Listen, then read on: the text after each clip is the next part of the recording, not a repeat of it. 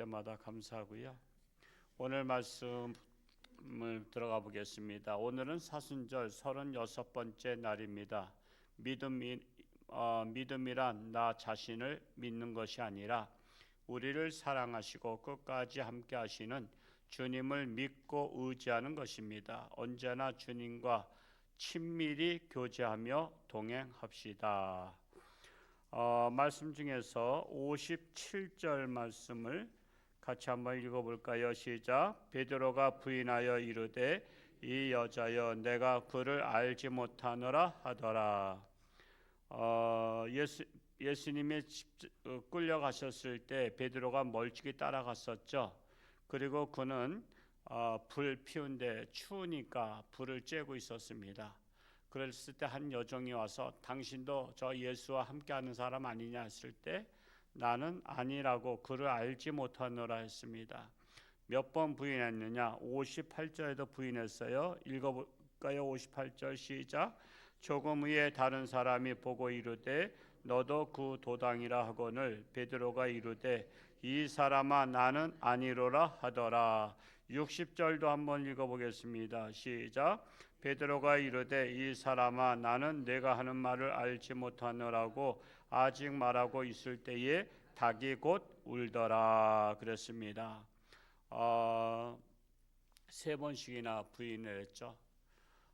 지금 초대교회 역사나 순교사를 읽어보면요, 정말 예수님을 끝까지 부인하지 않고 그 가진 고난을 당하면서 예수님을 시인했던 분들이 참 많습니다.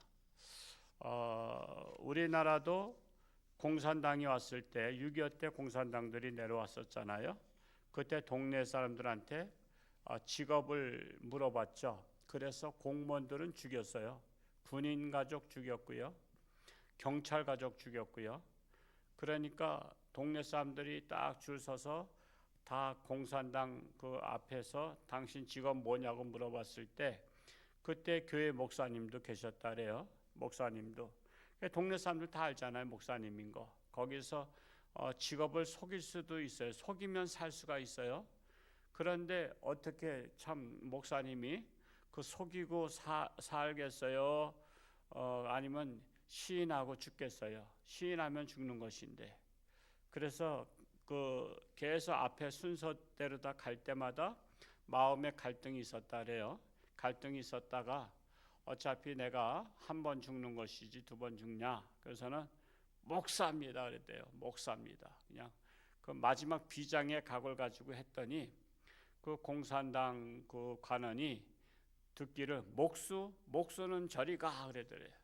그냥 목사를 목수로다 들었다는 거예요. 그러니까 발음이 그런 것도 대단한 거죠. 어떤 목사님의 간증은 이게 막 공산당이 쫓아오는데 막 그냥 도망가다가 초가집이 하나 있었대요. 초가집이 있으니까 이게 초가집이라면 이쪽에서 공산 막 쫓아와. 그래서 여기 뒤에 집은 문은 잠겨 있었고 여기 뒤에 벽에 서 있었대요. 그런데 공산당들 쭉 가면서 한 사람이라도 뒤를 돌아봤으면 자기는 보이는 거죠. 그런데도 한 사람도 뒤돌아보지 않고 저 산 너머로 넘어갔대요. 그건 하나님이 하신 거죠. 이 에피소드가 많더라고요. 보니까 뭐 그렇게도 사셨고, 또 곽선희 목사님 같은 경우 소망교회 목사님 그 은퇴하셨지만은 그분도 북한에서 피난을 올 때 막 포탄이 막 떨어지고 막 피난민들한테 막 북한에서 그냥 다 포탄 막 떨어뜨리고 무작위로 다 떨어뜨린 거잖아요. 그 포탄이라는 거는 딱 떨어지면은 그 반경에 있는 사람은 다 포탄 맞으면 다 죽는 거잖아요. 그때 중학생인가 그럴 때에 그분이 소원을 했다래요. 하나님 나 살려주시면 주의 종 살겠습니다. 그래서 또 하나님이 또 살려주셨어요. 그래서 그분이 주의 종 돼서 또 신학을 하시고 또 이렇게 목회를 하셔서 우리 교계에 아주 큰 별과 같이 빛나는 목사님으로 목회를 하셨는데, 정말 이렇게 예수님을 부인하냐 부인하지 않느냐 그런 기로에 있을 때 과연 나는 그럴 수 있는가? 우리 여수의 손양원 목사님 거기에도 가봤습니다만 손양원 목사님도 그 여수 순천 반란 사건 때 그때 다 무장공비들이 다 내려왔던 거 아니에요? 지리산에서. 그래가서는 손양원 목사님의 아들 중고등학생이 있었는데 첫째 아들은 고등학생, 둘째는 중학생 아들이 있었는데 같은 반의 친구들이 얘가 목사 아들이라고 그래서 죽이려고 끌고 나갔을 때 동생이 옛날에는 보통 형이 가장의 책임을 지는 자잖아요. 그러니까 동생이 우리 형을 죽이지 말고 차라리 나를 죽여라. 그것도 사실 쉬운 게 아니에요. 중학생이 우리 형은 살아야 된다. 우리 집 가장이니까 대신 나를 죽여라. 그랬을 때 형도 죽였고 동생도 죽여버렸어요. 그리고 미군이 들어와서 그 평정했잖아요. 그래서 평정을 하고 나서 지금 그 이제 심판을 받게 됐을 때 손양원 목사님이 용서해달라고 청원을 했어요. 탄원서를 냈어요. 그리고 아들을 삼았잖아요. 자기 아들을 죽였던 자를 같이 집에서 양자로 삼아서 같이 키워서 신학을 보냈고, 근데 한국에서는 목회하기가 그런 거 양심에 그렇죠. 그래서 미국에 가서 목회를 하셨다 그래요. 그 손양원 목사님이 양자 삼았던 그 아들이. 여러분 그거 쉬운 일이 아닙니다. 그런데 지금 일부들은요 여수 순천 반란 사건을 민주화 운동으로다가 복권시키려고 하고 있어요. 그게 말이나 됩니까? 이게 역사를 왜곡하는 거예요. 그들이 민주화 투쟁을 했다고 지금 그렇게 말한 사람들도 일부 있어요. 그러니까는 참 기가 막힌 세상에 오고 있는데 여러분 우리나라가 언제든지 순간적으로 공산화될 수도 있는 나라입니다.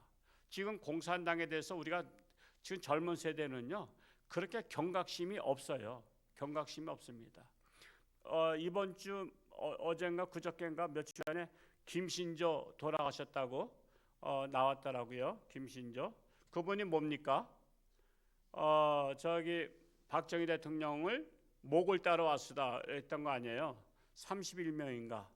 그래서 이 임진강을 건너서 산속에서 남욱군 형제들을 만났어요. 남욱군 형제들을 만났는데 그들을 죽이지 않았어요. 그들끼리 서로 이렇게 의논을 해가지고 죽이지 않을 테니까 신고하지 말라고 이제 하고서는 각서를 받았다 그래요. 공산당 각서까지 받았다 그래요. 그래서 살아났다 그래요. 그리고 나서 내려오자마자 바로 지서로 다 간 거 아니에요. 여러분 이 지역에 있는 것은 경찰서는 본부에 있는 것이고 대개 동네는 지서가 있잖아요. 지서로 가서 신고하는 바람에 벌써 바리게이트 치고 다 해서 신고한 걸 알았잖아요. 그래서 김신조 그 일당이 31명 중에 다 죽고 김신조 한 사람 살아난 거 아니에요. 김신조 한 사람 살아났단 말이에요. 그래가지고서는 그 사람이 목사가 됐어요. 그렇죠? 목사가 돼서 또 이렇게 목회를 하다가 돌아가셨는데 그 자기를 신고했던 그 남욱군 형제랑 우영제를 맺었다 그래요. 그래서 늘 왔다 갔다 하고 이번 장례식에도 왔었다 그럽니다. 그런 관계를 보면은 정말 공산당이 되면 정말 세상은 우리가 정말 과연 내가 예수 믿는다고 끝까지 할 수 있느냐. 나는 공산당이 싫어해서 입을 찢어 죽인 아이가 있었죠. 죽은 아이 누구예요? 이승복군 그 기념관이 어디예요? 저기 평창인가요? 거기가? 내면인가 평창인가? 내면하고 평창 경계선인데 거기에 많이 갔었잖아요. 근데 일부 몰직한 그 공산당을 지지하던 사람들이요 그거 가짜라고 얘기했어요. 가짜라고. 그런 바람에 거기 지금 썰렁해서 구경도 아무도 안 와. 옛날에는 학생들을 거기 견학시켰어요. 학생들 공산당에 대해서. 근데 그거를 가짜라고 하면서 그건 허구라고 하는 바람에 지금은 거기는 썰렁해지고 폐허가 되다시피 했어요. 제가 거기를 몇 번 갔어요. 시간 글로 지나가는 길에 들려보고 했는데 와 이렇게 썰렁해졌나. 지금은 아무도 안 온대요. 학생들도 거기는 가지 않아요. 학생들도 안 갑니다. 보내질 않아요. 거기는 보내질 않아. 어디를 가죠? 제주 4.3 사건 있었던 데 가잖아요. 세월호 사건이 있었던 학생들이 거기 가다가 저기 했잖아요. 거기는 갑니다. 세월호 저기 4.3 사건 있었던 거기는 가도 공산당이 싫어요 했던 데는 보내질 않아요. 그만큼 우리 젊은이들이 공산당에 대해서 너무나 긴장을 풀어놓고 있어요. 긴장을 풀어놓고 있을 때 어떻게 돼요? 그때 우리 공산화가 될 수 있는 가능성이 있단 말이에요. 지금 공산화 될 수 있는 가능성이 충분히 있습니다. 그렇기 때문에 우리가 정신을 차리고 기도해야 되고, 만약 공산당이 내려오면요, 얼마를 죽인다고 제가 누차 얘기했죠? 2천만 명을 죽여야 공산 정권이 우리 남한을 다스릴 수 있대요. 2천만 명 죽여야. 거기서 2천만 명 속에는 군인 가족, 경찰 가족, 그리고 공무원들, 기독교인들은 다 죽일 대상이에요. 캄보디아가 공산화될 때 얼마 죽였어요? 그 국민의 3분의 1을 죽였어요. 3분의 1을 죽여야 공산 정권이 민주화를 맛본 사람들을 통제할 수 있대요. 그래서 우리나라도 북한이 내려오면 3분의 1 이상은 죽여야만이 남한을 북한이 통치할 수 있답니다. 그게 다 시뮬레이션에다 나온 거예요. 그렇기 때문에 우리가 지금 이렇게 고난 주간에도 깨어서 기도하기가 쉽지 않은데, 우리가 한 주간 동안은 전교인 특별 새벽 기도회 어느 교회나 지금 다 하고 있죠, 그렇죠? 우리 기독교인들은 어느 교회나 다 하고 있어요. 근데도 우리가 깨어서 기도하는 것도 힘들어하는 판에, 만약에 북한 같은 공산당이 너 예수 믿을래 안 믿을래 그러면 베드로처럼 부인하겠어요? 부인하지 않겠어요? 부인하고도 남죠. 부인하고도 남아. 우리는 그렇게 연약한 믿음이에요.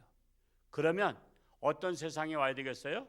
부인하지 아니하는, 공산당이 통치하지 않는 나라, 이 나라 지켜달라고 우리가 깨어서 기도해야 된다는 사실입니다. 그래야 나라가 삽니다. 우리 이렇게 새벽을 깨우며 정신을 차린 분들이라도 나라를 위해서 파수꾼의 역할을 감당해야 되리라고 믿습니다. 우리 밑에 말씀 함께 나눌 묵상 같이 읽어볼까요? 시작. 주님의 말씀보다 자신을 더 믿었던 베드로는 깨어 기도하지 않았습니다. 어디든지 주와 함께 가겠노라 장담하던 베드로는 예수님을 멀찍이 따라가며 거리를 두었고, 결국 자기의 목숨을 부지하려고 예수님을 3번이나 부인했습니다. 마귀는 우리와 주님 사이에 호시탐탐 틈을 내려 합니다. 룻이 나오미를 붙잡았듯 예수님을 바짝 붙어 따라가야 합니다. 그럴 때 우리를 넘어뜨리려는 마귀는 물러갈 것입니다. 한 줄 기도 읽어볼까요? 시작. 예수님과 말씀으로 기도로 친밀하게 교제하며 날마다 예수님의 뒤를 바짝 따라가며 동행하도록 인도해 주옵소서. 어제 권순옥 집사님은 수술 잘 마쳤고요. 회복의 역사 일어나도록 기도해 주시고, 또 임순아 집사님은 오늘 수술을 예정대로 준비하고 있습니다. 수술 잘하고 잘 회복될 수 있도록 기도하시고, 또 김진영 집사도 계속 항암 치료, 방사선 치료 하고 있는 중에 있습니다. 우리 그분들을 위해서 정말 기도하시고, 또 이번 전도잔치 어제 통계를 보니까 한 95명이 다녀갔어요. 이 3월부터 지난주까지 95명 다녀갔는데, 정말 이분들이 마음문을 열고 정말 주님을 영접할 수 있도록 또 여러분 중보 기도하시면서, 이번 주에 정말 가족들 중에 정말 내게 속한 가족들, 귀중한 분들이 그 하나님 앞에 나올 수 있도록, 믿고 안 믿고는 또 사실 하나님의 마음문 열어줘야 돼요. 그러니까 우리는 데려올 뿐입니다. 데려올 뿐이에요. 그래서 이번에 또 이렇게 다 모시고 와서 그들에게 기적의 역사 일어날 수 있도록 기도할 수 있기를 바랍니다. 할렐루야. 고맙고 감사하신 아버지 하나님, 오늘도 새날이셨사오니 오늘 하루도 하나님과 동행하며 승리하는 복된 날 되기를 원합니다. 베드로가 예수님 붙잡혔을 때에 3번씩이나 부인을 했습니다.